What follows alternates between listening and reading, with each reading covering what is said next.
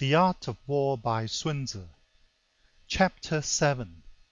Maneuvering. 1. Sun Tzu said, "In war the general receives his commands from the sovereign." 2. Having collected an army and concentrated his forces, he must blend and harmonize the different elements thereof before pitching his camp. 3. After that comes tactical maneuvering, than which there is nothing more difficult. The difficulty of tactical maneuvering consists in turning the devious into the direct, and misfortune into gain. 4. Thus, to take a long and circuitous route, after enticing the enemy out of the way, and though starting after him, to strive to reach the goal before him, shows knowledge of the artifice of deviation. 5. Maneuvering with an army is advantageous; with an undisciplined multitude, most dangerous. 6. If you set a fully equipped army in march in order to snatch an advantage, the chances are that you will be too late. On the other hand, to detach a flying column for the purpose involves the sacrifice of its baggage and stores. 7. Thus, if you order your men to roll up their buff coats and make forced marches without halting day or night, covering double the usual distance at a stretch, doing 100 li in order to wrest an advantage, the leaders of all your 3 divisions will fall into the hands of the enemy. 8. The stronger men will be in front, the jaded ones will fall behind, and on this plan only 1/10 of your army will reach its destination. 9.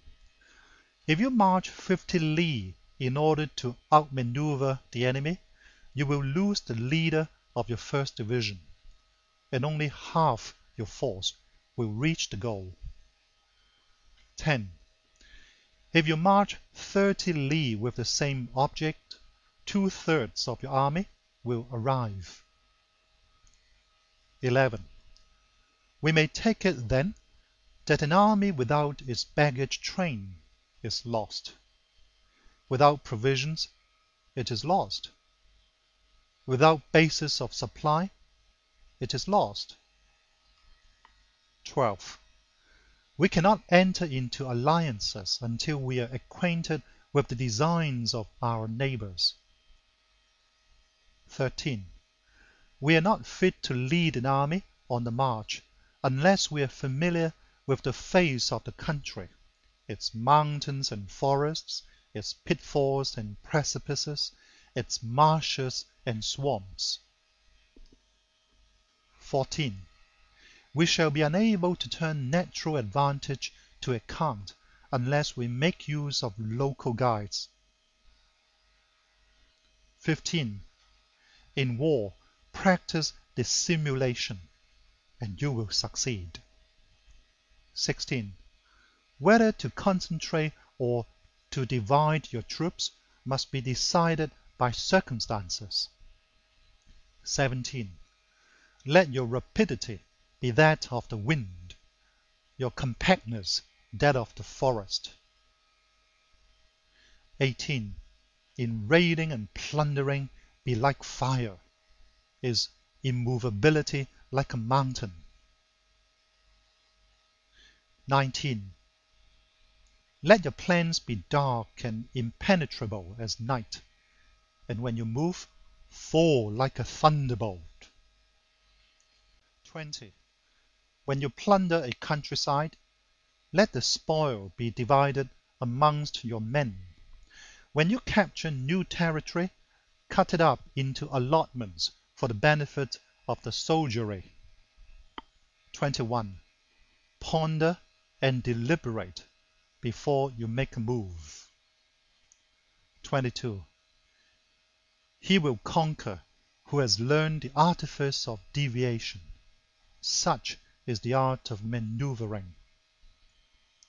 23. The Book of Army Management says, on the field of battle, the spoken word does not carry far enough. Hence, the institution of gongs and drums. Nor can ordinary objects be seen clearly enough. Hence, the institution of banners and flags. 24. Gongs and drums, banners and flags are means whereby the ears and eyes of the host may be focused on one particular point. 25. The host, thus forming a single united body, is it impossible either for the brave to advance alone, or for the cowardly to retreat alone? This is the art of handling large masses of men. 26.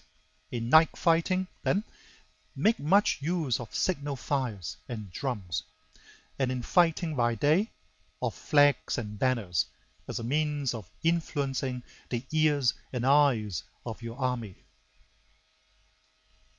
27. A whole army may be robbed of its spirit. A commander-in-chief may be robbed of his presence of mind. 28. Now, a soldier's spirit is keenest in the morning.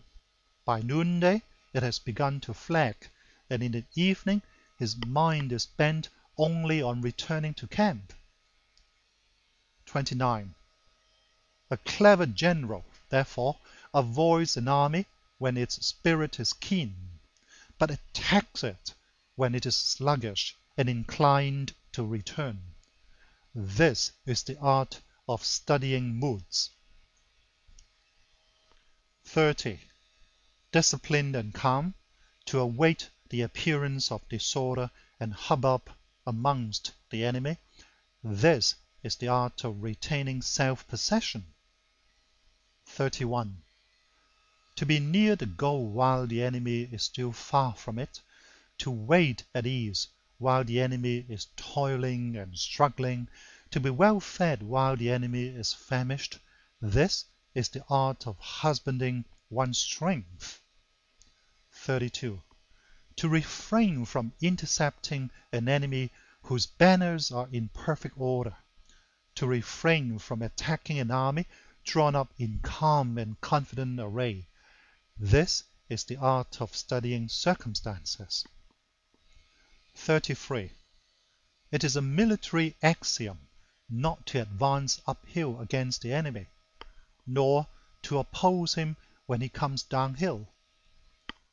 34. Do not pursue an enemy who simulates flight. Do not attack soldiers whose temper is keen. 35. Do not swallow bait offered by the enemy. Do not interfere with an army that is returning home. 36. When you surround an army, leave an outlet free. Do not press a desperate foe too hard. 37. Such is the art of warfare. End of chapter 7.